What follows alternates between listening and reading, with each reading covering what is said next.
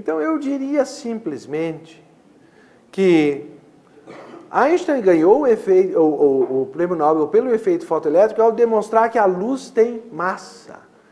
Lançadas as ondas luminosas sobre um pequeno moinho, se eu posso comparar assim, de lamínulas de alumínio, é possível produzir um vento de partículas que põe o alumínio em movimento.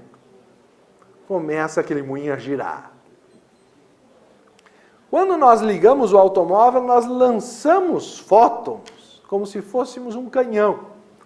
Quando ligamos, eu quero dizer, o farol do automóvel.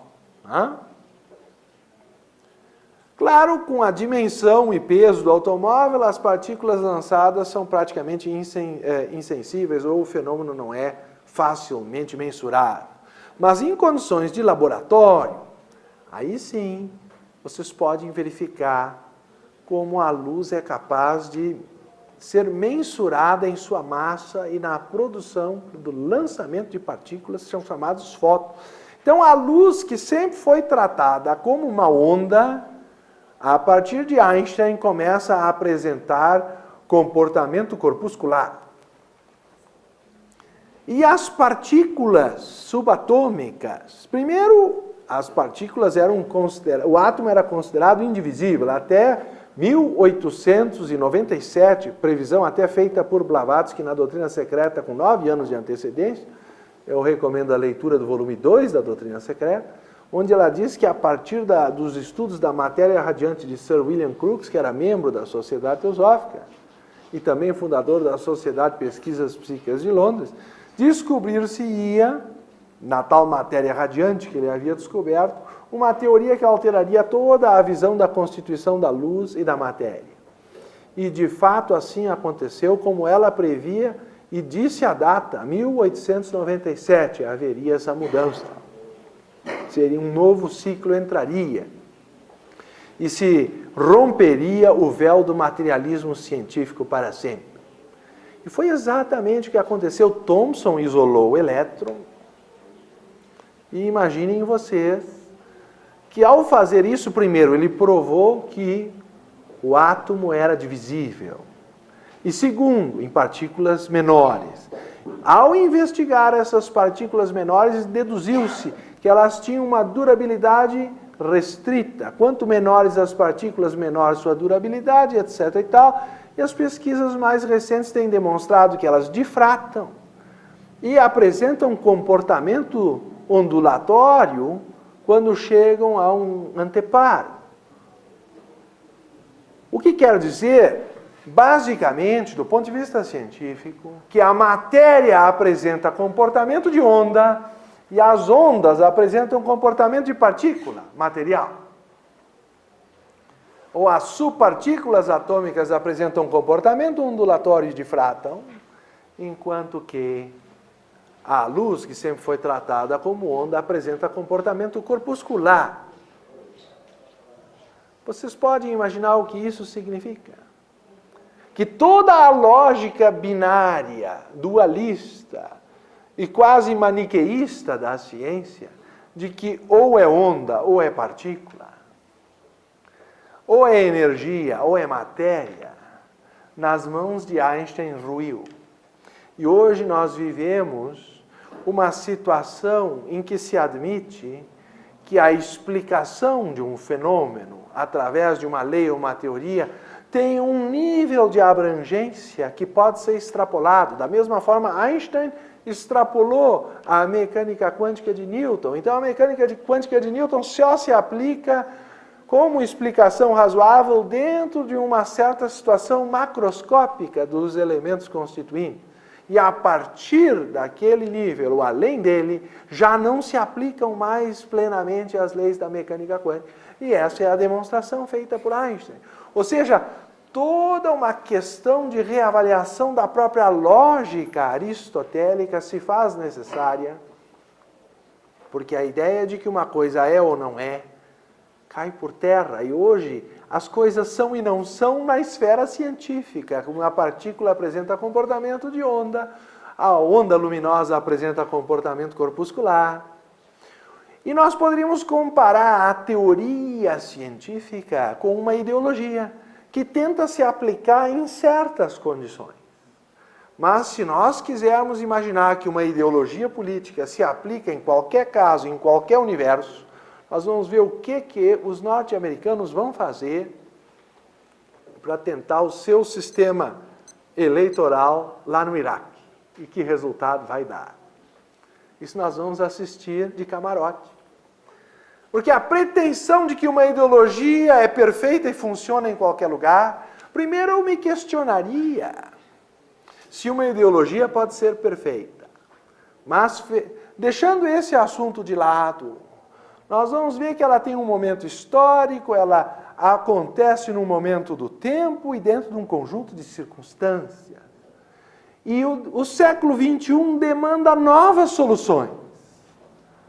E eu volto a citar a ideia de que a solidariedade está acima das ideologias. Ela é um despertar de uma nova forma de consciência. Ela é um despertar de um sentido de responsabilidade. Ela é um despertar de uma transformação interior qualitativa. E esta, sim, é a única que pode trazer paz duradoura ao mundo. E é nisso que a União Planetária tem se dedicado. E é nisso que a própria Sociedade Teosófica tem apostado no seu estudo de religião comparada, filosofia e ciência, no seu segundo objetivo, que se vê apenas como forma de corporificar no plano mental o primeiro objetivo, que é o da fraternidade universal, sem distinções de raça, credo, sexo, casta ou cor. Porque o que impede o mundo de chegar à paz, se não os preconceitos? A bem dizer, as crianças, não tendo a mente assim desenvolvida, fazem a amizade entre si sem bloqueios e sem medo. Não veem diferença racial, religiosa, social, sexual, isso, aquilo. Tudo isso é incutido na mente das crianças à medida em que elas vão crescendo, até que se tornam adultos frequentemente condicionados, como em geral nós somos, e que somos a causa da perpetuação de toda a miséria que há na superfície do planeta, por ironia, sem que precisasse ser assim. Sem que houvesse a necessidade. E é fácil demonstrar, se para cada criança que morre de fome corresponde a $36 mil gastos em armas, já dava para comprar um grande apartamento e arrendar os quartos, a criança ficava com um e já tinha a vida ganha, poderia pagar sua própria alimentação, seus estudos. Então, se a família tem 10 filhos, ela teria 10 apartamentos. E aí, então, nós teríamos outra situação na superfície do planeta que não aqui está ocorrendo hoje. Então, eu diria que esses sofrimentos são causados pelo preconceito, são causados pelo egoísmo, pelo condicionamento mental que perpetua os preconceitos e a guerra como uma coisa natural, porque sempre houve guerra, então temos que continuar nos guerreando ad infinitum. Mas a prova está que o mundo está mudando, a inspiração está, e nós não estamos percebendo, talvez com a suficiente agilidade, porque está acontecendo, como se diz, nas nossas barbas e nós não vemos. Mas a Europa se unificou, talvez por pressão econômica, talvez não só por querer a fraternidade, mas porque houve antes uma mentalidade de que nenhum país era necessariamente melhor que os outros e porque todos juntos seriam melhor do que as partes separadas e porque precisavam se unir para superar as dificuldades comuns. E se nós tivermos a unificação do globo, a união planetária, a guerra cessará. Talvez haja, isto sim, necessidade de uma polícia internacional, mas jamais se terá necessidade de armamento para destruir o mundo 200 vezes. Não este absurdo que ainda no século XXI nós assistimos, mas que cremos está em decadência. Cremos que já começa a demonstrar visivelmente e de forma irrefutável as suas próprias contradições. E as últimas guerras que nós temos assistido embora de alguma forma localizadas e pretensamente cirúrgicas, evidenciam tais contradições e tornam insustentável cada vez mais a nova guerra e a outra e a outra.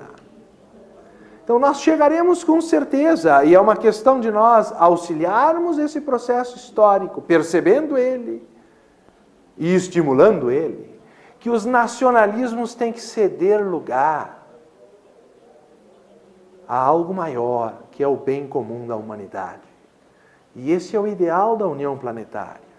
Enquanto eu defender só os meus e o meu país, e em nome do meu país, e daquela flâmula colorida, em nome do qual muitos pretensamente se oferecem para morrer, nós continuarmos ainda a dizer que a guerra é uma coisa nobre, quando, hoje em dia mais do que nunca, já não existe mais o ideal do samurai que luta até morrer por um ideal, mas sim venda de armamento e grandes grupos de interesses industriais nessa venda, que até elegem presidentes de países, isto e aquilo, e fomentam a guerra. Uma das maiores ironias dos Estados Unidos na luta no Afeganistão foi que eles estavam lutando contra o armamento que eles mesmos tinham dado ao Afeganistão anos antes para atacar a Rússia. E assim também se viu o armamento americano sendo usado contra as tropas americanas no Iraque. Ou seja, quando é que nós vamos assumir uma posição de responsabilidade quanto à produção de armamento? Será que nós podemos continuar vendendo armamento como se fosse geladeira, televisor ou micro-ondas? Será que armamento é apenas um gênero de primeira necessidade? Ou meramente um bem a ser comerciado como qualquer outro? Quando é que nós vamos começar a pensar no aspecto ético que a produção do armamento representa? E que o Brasil, lamento informar novamente, já é o 8º maior vendedor de armas no mundo? Então, vamos parar para pensar nisso e vamos perceber que a humanidade está mudando na medida da sua transformação de consciência e que há sintomas extremamente esperançosos. Eu diria que a unificação da Europa é um desses indicativos e gradualmente o globo está se unificando de uma maneira a que os direitos humanos sejam respeitados. E quando, vejam bem, quando a elite intelectual do mundo chegar à conclusão que a disputa entre ideologias não trará a paz ao mundo, o problema estará resolvido. Porque o que separa o mundo são os preconceitos e, por ironia, são os próprios intelectuais que criam, com o uso da mente, soluções ideais a depois serem aplicadas à força, onde o Estado se julga no direito de submeter o indivíduo a uma ideologia. Quando a ideologia for posta no seu devido lugar, como talvez uma teoria para resolver um problema local, quando nós dermos mais atenção ao microdistrito, e nisso eu gostaria de chamar a atenção dos meus colegas para o livro Ideais da Teosofia de Annie Besant, que já colocava a importância do microdistrito em 1917, coisa que agora estão descobrindo a importância de ser pequeno, de ter soluções criativas numa esfera menor e não centralizar tanto poder no Estado. Essas ideias já eram relatadas como necessárias pela sociedade teosófica, a ideia de recuperar o preso para o mundo e não simplesmente querer marginalizá-lo dentro do presídio, como se resolver o problema social fosse apenas uma questão de exclusão dos problemas. Ora, nos Estados Unidos, e é um exemplo que eu devo citar, os presídios dão lucro e as condições de tratamento dos presos são melhores. Para começar, se dá importância ao trabalho, é uma atividade que eventualmente torne a pessoa qualificada quando sair da prisão, para trabalhar melhor, para sair com algum dinheiro que ele ganhou honestamente no tempo que ele está preso, e principalmente para recuperar o preso. As condições que nós temos no Brasil E nós vemos o problema da criminalidade no Rio de Janeiro como um exemplo, mas ela é geral no Brasil inteiro, é porque há um descompasso entre a nossa legislação e o nosso real interesse em sermos solidários, ou por que não dizer fraternais, com as outras classes sociais.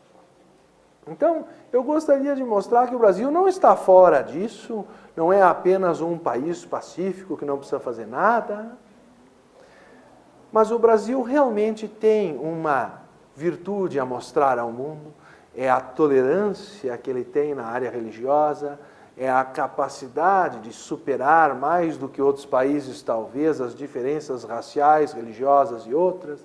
Não que não haja intolerância no nosso país, mas com certeza quem viajou um pouco sabe que ainda assim o Brasil é um mar de rosas perante outros países. E, nesse sentido, perceber que o mesmo raciocínio que nós fizemos, que não há ideologia superior à solidariedade, pode ser colocado de que não há religião superior à verdade, que é o próprio lema da Sociedade Teosófica.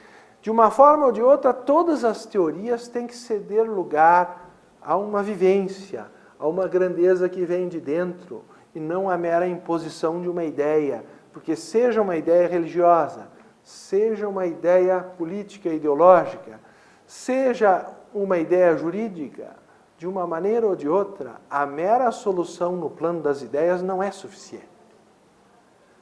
Tem que haver essa solidariedade, esta mudança de consciência que faça com que o homem perceba que o intelecto é quem cria o problema e só o coração poderá resolvê-lo se com inteligência tocada pelo aspecto solidário ele puder superar os problemas que ele criou para si mesmo e tornar o homem mais importante que o Estado, o indivíduo mais respeitado do que apenas uma ideia que se impõe sobre ele. Nessas condições, eu diria o que disse Krishnamurti, que uma enorme revolução ocorrerá no mundo quando uma minoria de pessoas se tiverem transformado interiormente.